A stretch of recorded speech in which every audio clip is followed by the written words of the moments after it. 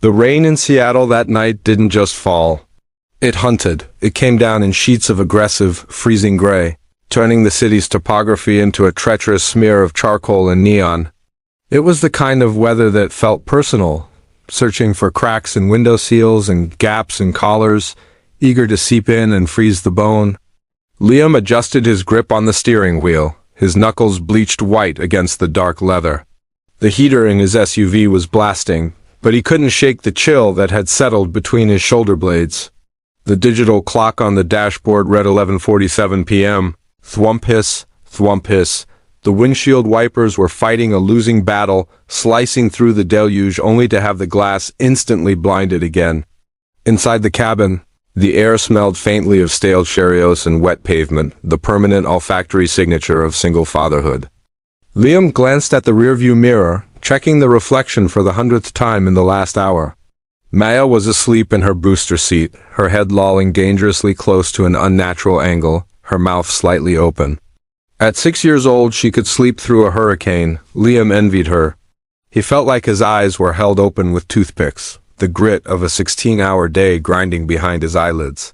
He had spent the day at a construction site in Belltown, arguing with contractors about load-bearing walls, followed by a frantic drive to his sister's house in Tacoma because she had a migraine and couldn't handle the bedtime routine.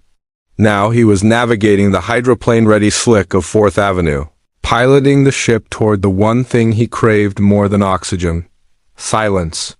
He approached a red light that looked less like a traffic signal and more like a bleeding wound in the dark. He braked slowly, feeling the anti-lock system stutter as the tires fought for purchase on the oil-slicked asphalt. The intersection was a ghost town.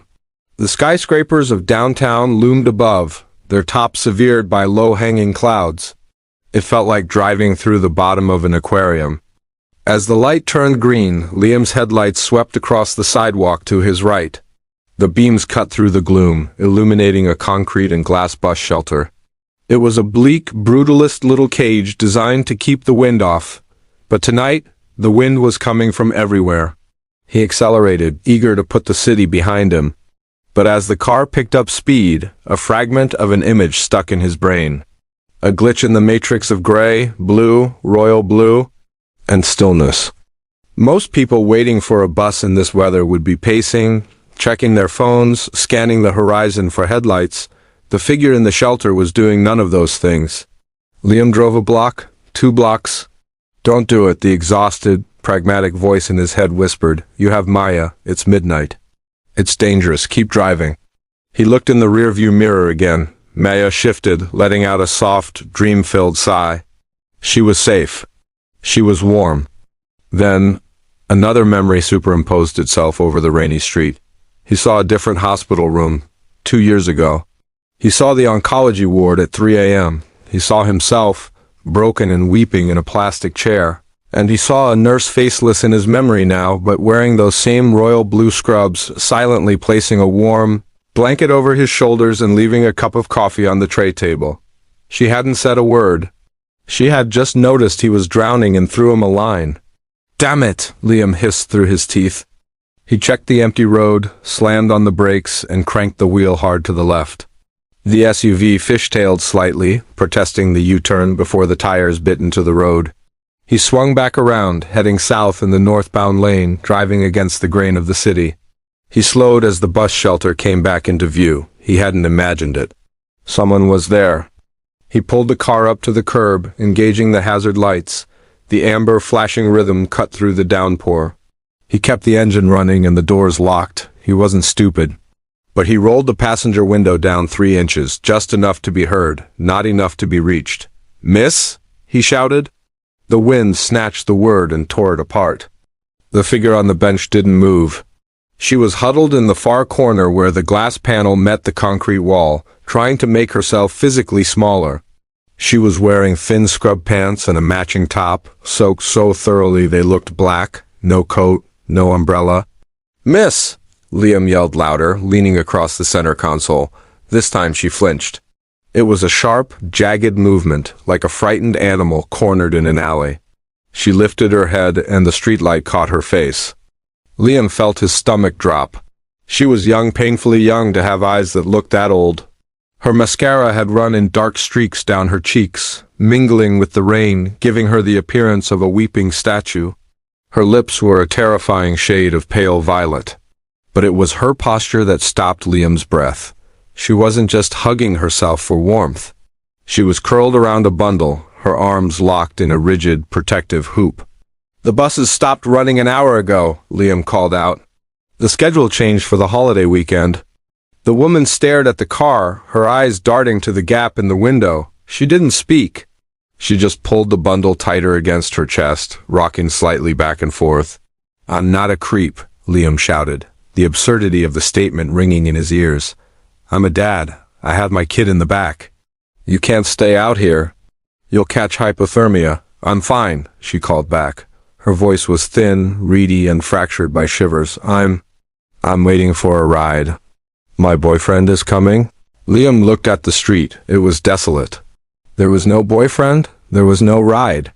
There was just a woman wearing nothing but cotton blends in 38-degree rain.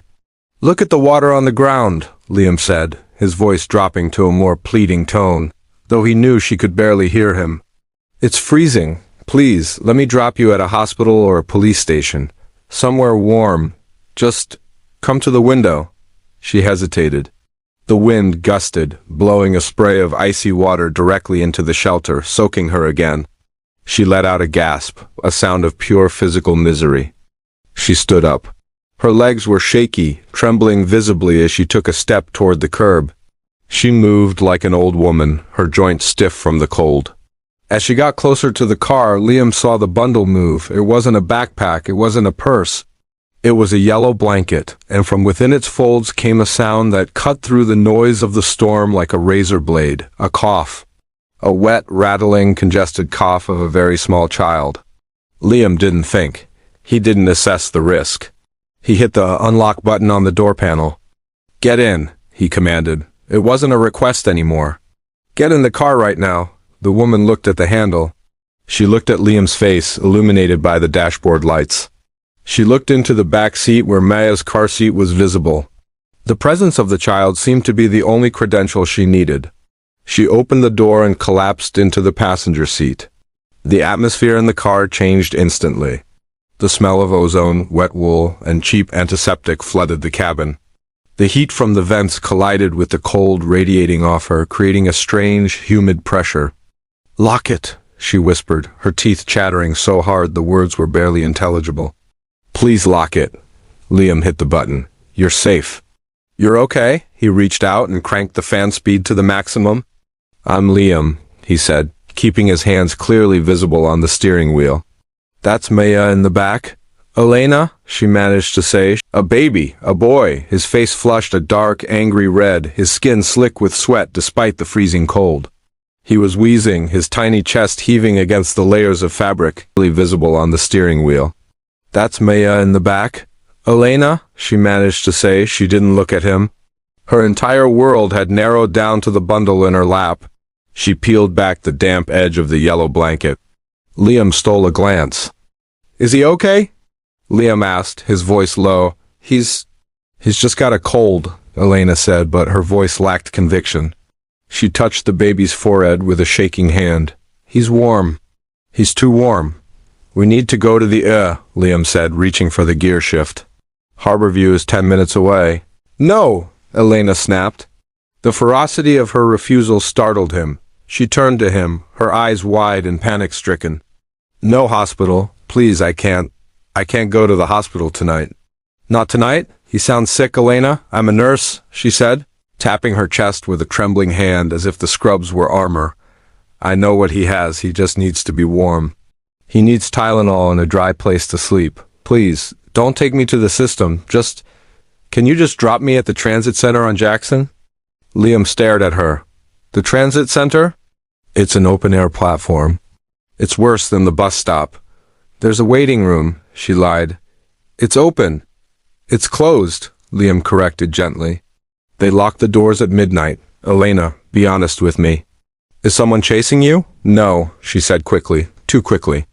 I missed my bus and my phone died. And I just need to get downtown." Liam looked at the duffel bag she had squeezed between her feet. It was jammed full, the zipper straining. It was the luggage of someone who had packed in a hurry, grabbing everything they could carry. He looked at the baby, who was now whimpering softly. He looked at the road ahead, stretching out into the dark, wet void of the city. He knew exactly what was happening. He didn't know the details, the eviction notices, the medical bills, the landlord who wanted to renovate, but he knew the look of someone who had run out of road. He recognized the specific desperation of a parent who was trying to shield their child from the brutality of the world using nothing but their own body. "I'm not taking you to Jackson," Liam said. Elena stiffened, her hand going to the door handle. "Let me out. Just let me out here." "I'm not unlocking the door, Elena," Liam said calmly. He put the car in drive. "Because if I let you out there, that baby ends up with pneumonia by morning, and I'm not going to be the guy who let that happen." "You can't kidnap me," she hissed, tears spilling over again. "I'm not kidnapping you. I'm taking you to the suburbs. I live 20 minutes north. I have a guest room. It has a lock on the inside. You have the only key. There's a hot shower, and I have pediatric Tylenol in the cabinet from when Maya had the flu last month." Elena stared at him, her chest heaving. She was calculating the variables. The danger of a strange man versus the danger of the storm. The risk of the unknown versus the certainty of the freezing cold. "Why?" she whispered. "You don't know me." Liam signaled left, guiding the heavy SUV onto the on-ramp for I-5 North. The city lights began to blur into streaks of gold and red in the side windows. "Because you're a nurse," Liam said, his eyes on the road. "And once, a long time ago, a nurse saved me. So let's just say I'm balancing the books." Elena didn't respond. She just slumped back against the seat, the fight draining out of her body, leaving only exhaustion in its wake. She pulled the yellow blanket up, covering the baby's face, and for the first time since she got in the car, she closed her eyes. The rain hammered the roof, but inside it was dry. The garage door rumbled shut behind them, sealing off the sound of the storm with a finality that made Liam's ears pop. The silence that followed was heavy, composed of the ticking of the cooling engine and the soft, rhythmic click of the hazard lights he'd forgotten to turn off. Liam killed the ignition. In the sudden dark, the dashboard lights faded, leaving only the dim illumination from the garage door opener overhead. "We're here," he said, his voice sounding too loud in the enclosed space. Elena didn't move immediately. She sat frozen in the passenger seat, her hands still clutching the bundle that was her son. She was staring at the wall of the garage, where rows of tools, hammers, drills, a level hung on pegboard outlines. It was a scene of domestic normalcy that seemed to confuse her, as if she had been dropped onto an alien planet where drywall and concrete floors existed. "Elena?" She blinked, snapping back to the present. "Right. Sorry, I'm just, you're safe," Liam repeated, unbuckling his seatbelt. "Let's get inside." The logistics of the next 5 minutes were a blur of coordinated movement. Liam carried a sleeping Maya, her head heavy on his shoulder, while Elena followed him, stepping carefully over the threshold as if afraid she might break the floorboards. The house smelled of lemon pledge and the lingering scent of dinner roasted chicken that Liam had made hours ago. It was a warm, lived-in smell. To Liam, it was just home. To Elena, it must have smelled like a fantasy. "Kitchen is to the left," Liam whispered, shifting Maya's weight. "Living room straight ahead." "I'm going to put Maya down." "Don't go anywhere, please." Elena nodded, standing in the entryway on the tile floor, dripping water into a dark puddle around her worn sneakers. She looked terrified to touch anything, afraid that her very presence would leave a stain. Liam hurried up the stairs, the familiar creak of the third step greeting him. He laid Maya in her bed, pulling the duvet up to her chin. She murmured something about a purple cat and rolled over, instantly sinking back into deep sleep. Liam stood there for a second, watching her chest rise and fall, grounding himself. "What are you doing?" he asked himself. "You brought a stranger into the house." He looked at the framed photo on Maya's knitstand, Sarah, laughing, her hair blown across her face on a ferry boat. "You know exactly what I'm doing," he answered the photo. He went back downstairs. Elena hadn't moved. She was still standing on the doormat, shivering violently now that the adrenaline was fading. The baby Leo had started to fuss, a low, miserable whining sound muffled by the yellow blanket. Okay, Liam said, switching into project manager mode. It was the only way he knew how to handle chaos. Priorities, warmth, food, sleep, in that order. He gestured for her to follow him. He led her past the living room and down the hall to the guest room. It was a simple room, painted a soft sage green, with a queen-sized bed and a window that looked out over the backyard. "This is you," Liam said. He pointed to the door handle. "Twist lock on the inside. I can't open it from out here once you turn it." "It's your space." Elena looked at the bed. The quilt was thick and inviting. She looked as if she wanted to collapse onto it right then and there, wet clothes and all. "Bathroom is right there," Liam pointed. "Clean towels are under the sink. I'm going to go find you something to wear. It won't be stylish, but it'll be dry." "Thank you," she whispered, her voice barely audible. I can pay you back for the water." Liam stopped. He looked at her, soaked to the bone, holding a sick infant, worrying about the cost of a shower. "Elena," he said gently, "the water is free. Take a long one. Get the cold out." He left her there and went to his bedroom. He dug through his drawers, bypassing his work clothes and finding a pair of gray fleece sweatpants and a thick, oversized University of Washington hoodie. He paused, looking at his dresser. In the bottom drawer, buried under old t-shirts, were some of Sarah's things he hadn't been able to pack away yet. Yoga pants, soft t-shirts. He touched the handle of the drawer, then pulled his hand back. No, that was too much. Not tonight. He brought his own clothes back to the guest room door. He could hear the water running. He knocked softly. "Leaving the clothes by the door," he called out. He went to the kitchen. He needed to do something with his hands. He needed to be useful. He pulled a frying pan from the rack and a loaf of sourdough from the pantry. Grilled cheese, it was the universal language of comfort. He buttered the bread with mechanical precision, listening to the rain hammer against the kitchen window. 10 minutes later, he heard the door creak open. Elena walked into the kitchen. She was drowning in his clothes. The sweatpants were rolled up 3 times at the waist and still dragged on the floor.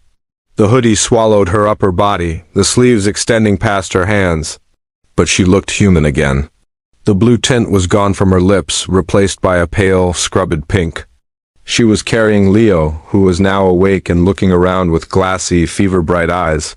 He was dressed in a clean onesie. She must have had one in that Mary Poppins bag of hers. "He looks better," Liam said, flipping a sandwich. The smell of toasting bread and melting cheddar filled the room.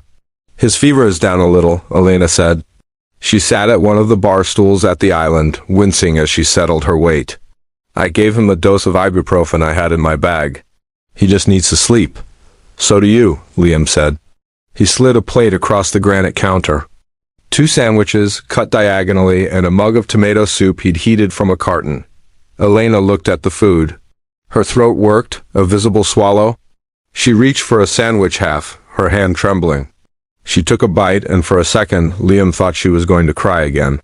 She closed her eyes, chewing slowly, savoring the warmth.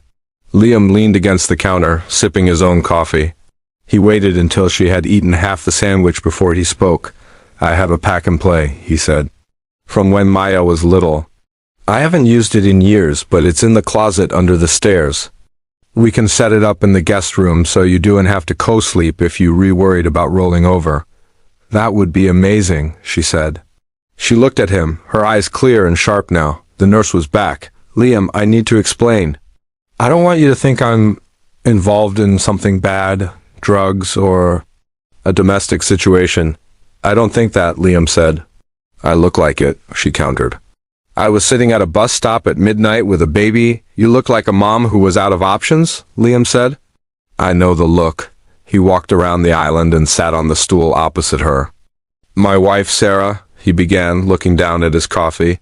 "She had ovarian cancer. It was aggressive. We spent the better part of 2 years living in Swedish hospital. I slept in those chairs more than I slept in my own bed." Elena stopped eating. She watched him, listening with the intensity of someone trained to hear what wasn't being said. "There was this one night," Liam continued, his voice rough. "It was near the end. Sarah was in so much pain, and the meds weren't touching it. I was losing my mind. I was exhausted, I was angry, I was terrified. I went out into the hallway and I just slid down the wall and started sobbing. I couldn't breathe," He looked up at Elena. A nurse came by. I don't remember her face, but she sat down on the floor next to me. She didn't tell me it was going to be okay, because we both knew it wasn't. She just handed me a cup of coffee and sat there with me for 20 minutes while her pager went off. She treated me like a human being when I felt like a ghost. He gestured to the kitchen, to the warmth, to the safety. I promised myself after Sarah died that I would pay that forward. I didn't know how or when. But when I saw those scrubs in the rain, I knew. Elena looked down at Leo, stroking the fine hair on his head. A tear escaped, landing on the yellow blanket. I'm a pediatric nurse, she said softly. I work at Children's. I save kids' lives every day. That's the irony, isn't it? I spend 12 hours a day making sure other people's children breathe, and I can't even keep a roof over my own son's head. How did it happen, Elena? Liam asked. Really? She took a deep breath, steeling herself. Leo was born with a VSD, ventricular septal defect. A hole in his heart, Liam winced. I'm sorry? He needed open heart surgery at 4 months? Then a revision at 6 months? I have good insurance through the hospital, but the deductible is $6,000. The out-of-pocket max is $12,000. Plus, I had to take unpaid FMLA because he couldn't go to daycare while he was recovering. She traced the grain of the granite countertop with her finger. I used my savings, then I used my credit cards. Then I stopped paying the car payment to pay the rent. Then the car got repossessed. So I started taking the bus. She looked up, her eyes hard with the memory of the slide. It's a math problem, Liam. That's all poverty is. It's a math problem you can't solve. And then the eviction? The building was sold, she said bitterly. Re-evictions. They gave everyone 30 days notice. I didn't have first, last, and deposit for a new place. That's $5,000 up front. I applied for assistance, but I make too much money on paper to qualify for aid, but not enough money to actually live. She laughed, a harsh, brittle sound. The sheriff came this morning. They gave me 10 minutes to grab what I could. I put the furniture on the curb. I put my boxes in a storage unit I paid for with the last $50 on my visa, and then I just started walking. Liam sat in silence, absorbing the weight of it. It was a story he had heard snippets of on the news, read about in articles, but having it sit in his kitchen, wearing his hoodie, was different. It was the terrifying proximity of ruin. Elena wasn't an addict. She wasn't lazy. She was a professional doing a vital job, and the system had chewed her up and spit her out because her baby had a bad heart. So the plan, Liam said slowly. You mentioned the boyfriend earlier. That was a lie? Safety lie, she admitted. There's no boyfriend, it's just me and Leo. And the transit center? It's covered, she said. I figured if I could just sit there until 5 a.m., I could catch the first train to the hospital. There's a shower in the staff locker room. I could clean up, drop Leo at the hospital daycare. It's deducted from my paycheck, so I don't have to pay up front and then work my shift. Liam stared at her. You have a shift tomorrow? Today, she corrected. She looked at the microwave clock. 1:15 a.m. My shift starts in 6 hours. Elena, Liam said. Incredulous, you were going to stay up all night on a concrete bench in the freezing rain and then go work a 12-hour shift in a PICU? I have to, she said, her voice rising with a desperate edge. If I call out, I get a strike. If I lose this job, Liam, I lose the insurance. If I lose the insurance, Leo's medication costs $400 a month. I cannot lose this job. I will crawl through glass to get to that time clock. She looked at him, her jaw set. It was a look of terrifying determination. It was the look of a mother who would burn the world down to keep her child warm. Liam felt a profound sense of humility wash over him. He had thought he was rescuing a victim. He realized now he was sheltering a warrior. Okay, Liam said quietly. Okay, he stood up and took her empty plate. He moved to the sink, rinsing it under the hot water. He needed a moment to compose himself, to push back the stinging in his eyes.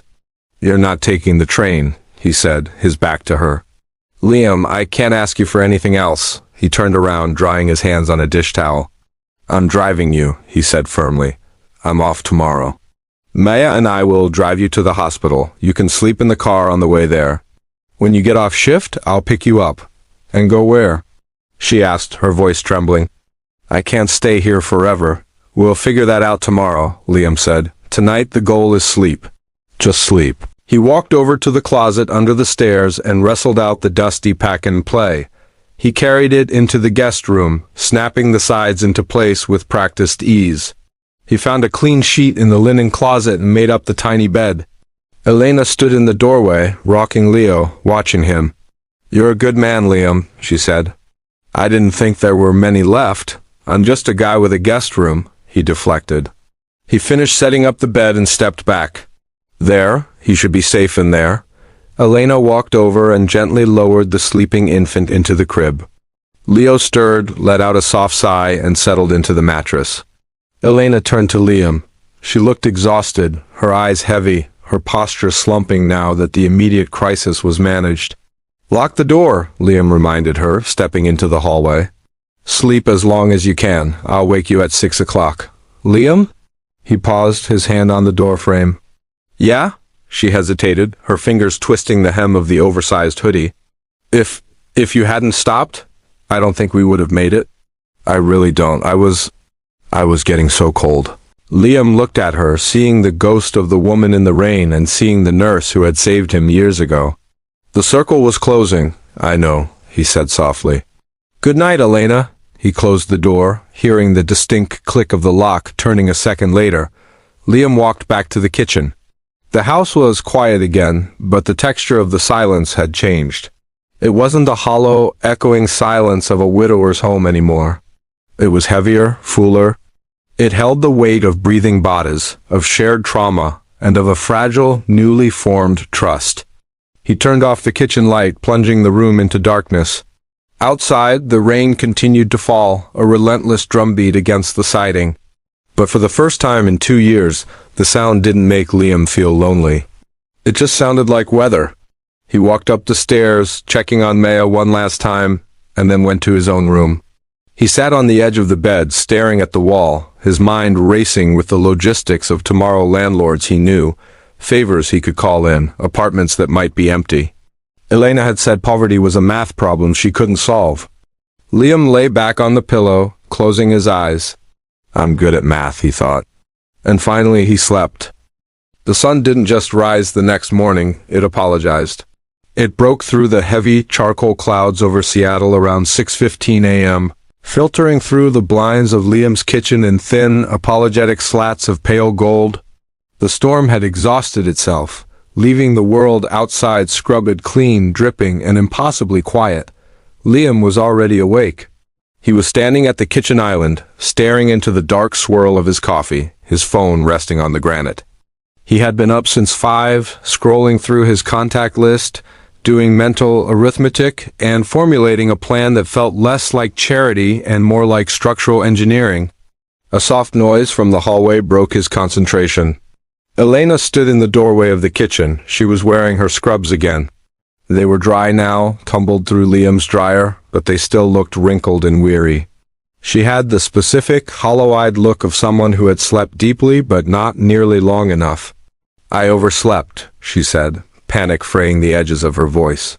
She looked frantically at the microwave clock. "It's 6:20. I have to be on the floor at 7. "You're fine," Liam said, keeping his voice low and steady. He pushed a travel mug toward her. "Coffee, high octane, and I made toast. I can't eat. I have to go. I have to get Leo up." "Leo is up!" A small voice chirped from the living room. Elena froze. She rushed past the island into the living room. Liam followed. Maya was sitting cross-legged on the carpet in her pajamas, her hair a bird's nest of sleep tangles. The pack-and-play was unzipped. Leo was sitting on Maya's lap, gumming the ear of a plush rabbit while Maya carefully narrated the rabbit's life story to him. "And his name is Mr. Hops," Maya was saying seriously. "And he likes carrots, but he hates rain just like us." Elena stopped dead in her tracks. Her hands, which had been reaching out to snatch her son and run, fell to her sides.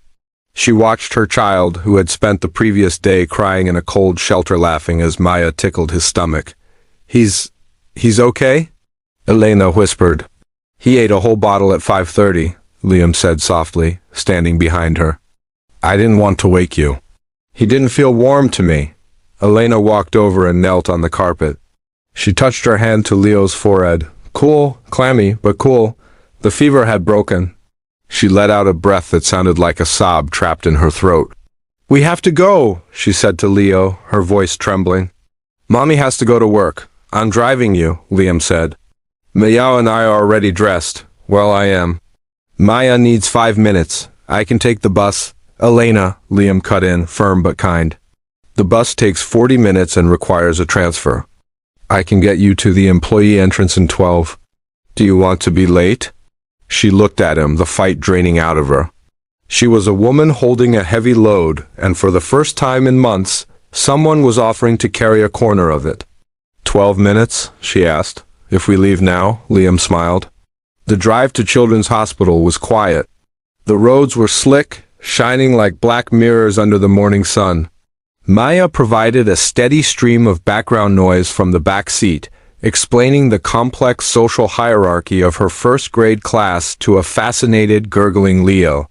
Elena sat in the passenger seat staring out the window. As they got closer to the city, Liam could see her posture changing. She straightened her spine.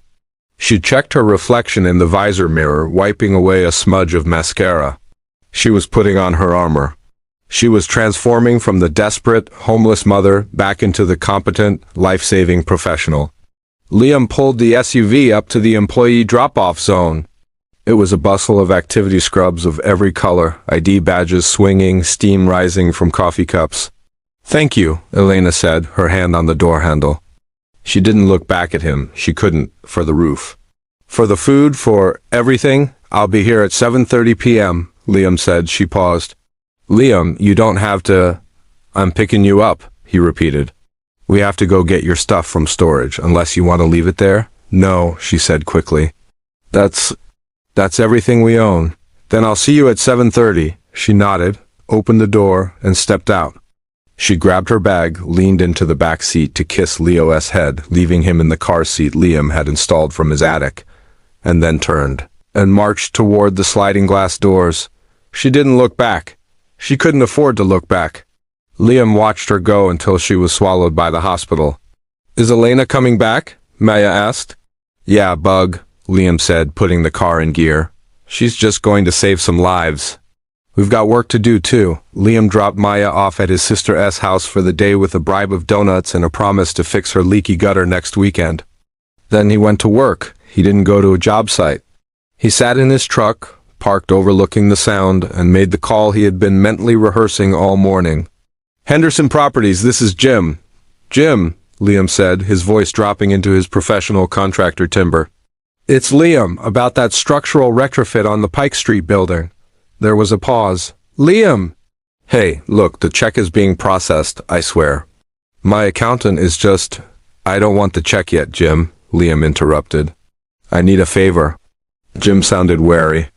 I know you have units in that beige block on Cherry Street, the one near the hospital. I know you're having trouble filling the studios because they don't have views. Yeah, Jim sighed. Ugly little boxes. Why? I have a tenant for you. Excellent credit history, steady job at Children's Hospital, quiet, one kid. Okay, Jim said slowly. Send her to the leasing office. First, last, and deposit is no deposit, Liam said. Excuse me? No deposit, Liam repeated, and no first and last up front. She pays the first month's rent on the first. She pays off the deposit in $50 increments over the next 12 months. Liam, you know I can't do that. Company policy? Jim? Liam said, looking out at the water. Remember when I found that dry rot in the support beams on Pike Street? Remember how I didn't report it to the city inspector immediately? Remember how I fixed it over the weekend at cost so you didn't get your permit pulled and lose $1 million in delays? Silence stretched over the phone line, heavy, expensive silence. I remember, Jim muttered. I'm calling it in, Liam said. I need the keys to a studio on Cherry Street today by 5 p.m., cleaned, utilities on. Jim let out a long, defeated groan.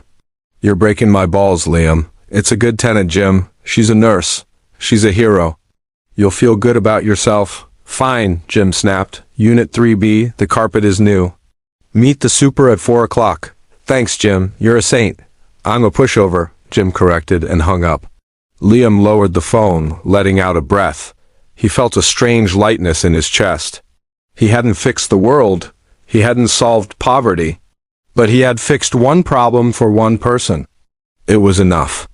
The sun had set by the time Liam pulled up to the employee entrance again. The air was crisp, the temperature dropping, but the rain had held off. Elena came out 5 minutes late. She walked slower than she had that morning. The adrenaline of the shift had worn off, leaving behind the crushing weight of her reality. She spotted the SUV, hesitated, and then walked over. When she opened the door, the warmth of the car seemed to hit her like a physical blow.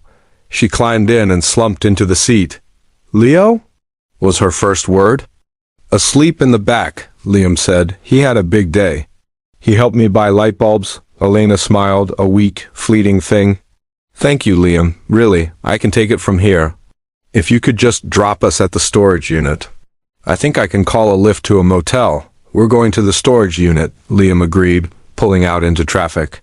"But we're not going to a motel." They drove to the U-Store facility in Sodu. It was a bleak, concrete labyrinth under buzzing sodium lights. Elena keyed in her code, and the metal gate rolled up with a shriek. Inside was a sad little pile of a life. A few boxes of clothes, a stack of books, a disassembled crib, a plastic bin of toys. "It's not much," Elena said, her voice tight. "It's plenty," Liam said. He began loading the boxes into the back of the SUV. He worked quickly, efficiently, treating her possessions with respect. He didn't ask why there wasn't more. He knew why. When the unit was empty and the car was full, Elena got back in the passenger seat. She looked terrified. "Where are we going, Liam?" "Cherry Street," Liam said. He drove up the hill, parking in front of a squat, unremarkable apartment complex. It was beige, it was boxy. It had 1970s aluminum windows. To Liam, it was ugly. To Elena, looking out the window, it looked like a fortress. "Come on," Liam said. "Bring Leo." They walked up to the 3rd floor. The hallway smelled of carpet cleaner and someone cooking garlic. Liam stopped at door 3B. He reached into his pocket and pulled out a silver key. He held it out to Elena. She stared at the key, then at him. Her hands were shaking so hard she had to clasp them together. "What is this?" "It's a lease," Liam said. 6 months to start. Rent is fixed, no deposit, it's yours. I can't afford the deposit," she stammered, tears welling up instantly.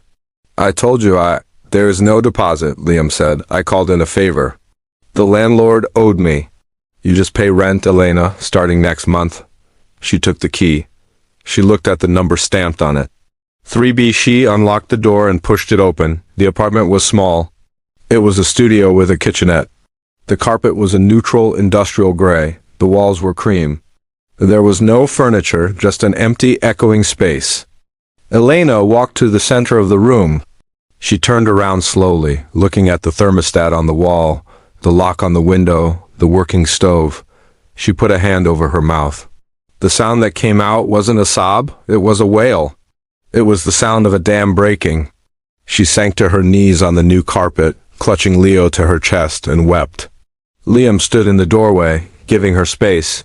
He didn't try to fix this part. This part had to happen. She was releasing the terror of the last 3 months. She was grieving the fear. After a long time she looked up. Her face was ravaged, but her eyes were clear. "Why?" she choked out. "Why did you do this?" "Because you were crying in the rain," Liam said simply, echoing his daughter's wisdom. "And because everyone deserves a place to lock the door." He walked over and set a grocery bag on the counter. "There's milk, bread, and eggs in there, and a blow-up mattress I had in the garage. It'll do for a night or two until you can get your stuff sorted." He crouched down to Maya's level, who was standing beside him, watching Elena with wide eyes. "Say goodnight, Bug." "Good night, Elena," Maya said. "I like your house." "It smells like new shoes," Elena laughed through her tears. "Good night, Maya." Liam stood up. "I'll call you in a few days to check in. If you need anything, tools, help moving furniture, you call me." "I will," Elena whispered. "Thank you." "Thank you." Liam closed the door, 3B behind him. He heard the lock click. He walked down the hallway, taking his daughter's hand. He felt tired. He felt drained. But as he walked out into the cool Seattle night, for the first time in 2 years, he didn't feel the ghost of his wife haunting him. He felt her smiling. 6 months later, the rain was falling again, but this time it was just weather. Liam sat in a booth at the Rainy Day Cafe, a greasy spoon diner in Capitol Hill. Maya was across from him, aggressively coloring a picture of a dragon on the paper placemat. "The dragon needs purple wings," Maya declared. "Obviously," Liam agreed, sipping his coffee. The bell above the door jingled, and a gust of wet wind blew in, carrying the scent of autumn leaves. Elena shook out her umbrella and walked over. She looked different. The haunted, hollow look was gone, replaced by a vibrancy that made her seem inches taller. Her hair was cut in a sharp, stylish bob. She was wearing a raincoat that actually repelled water, a bright yellow one. Leo was strapped to her chest in a carrier, looking around with bright, curious eyes. He was chubby, pink-cheeked, and drooling happily. "Sorry I'm late," she said, sliding into the booth. "Shift change took forever. We had 3 admissions right at 6:45. "No worries," Liam smiled, sliding a fresh cup of coffee toward her. "How's the apartment?" "Beige," she laughed, unbuckling the carrier, "but warm. And ours, we finally got a real couch last week." "No more beanbags." She settled Leo on her lap. He immediately reached for Maya, who dropped her purple crayon to high-five the baby. "Hi, Leo." Maya cooed. "Do you want to see my dragon?" Elena took a sip of the coffee and looked at Liam. The intensity of that first night, the desperate, life-or-death energy had faded into a comfortable, steady friendship. They met here every other Sunday. They traded stories. They were a strange little family unit forged in a storm. "I was thinking," Elena said, her voice turning serious for a moment. "About that night, yeah?" "I really thought it was over," she admitted, tracing the rim of the mug. "I sat on that bench and I thought, this is it, I've failed. I can't protect him." "You hadn't failed," Liam said gently. "You were just outnumbered. You know what the funny thing is?" Elena reached into her diaper bag. She pulled out a small, plastic toy stethoscope from a child's medical kit. She handed it to Maya. "I spent my whole life thinking hope was this big grand feeling, like a sunrise or a choir of angels." She looked out the window at the rain washing down the glass. The streetlights were blurring, but inside the diner was golden and warm. "But it wasn't," she said softly, turning back to him. "Hope was just a guy in a Subaru who pulled a U-turn," Liam chuckled, feeling the warmth rise in his neck. "Well, the heated seats helped." "They did," she smiled. She reached across the table and squeezed his hand, just for a second. Her grip was strong. It was the grip of a nurse, the grip of a mother. "Thank you, Liam, for everything. Anytime, Elena." Liam looked at his daughter, who was now checking Leo's heart with the plastic stethoscope. Leo was giggling. Elena was smiling. The rain kept falling outside, washing the streets clean, relentless and cold. But inside, it was warm, bright, and full of the noise of living. Liam took a bite of his toast. He finally felt like he was home.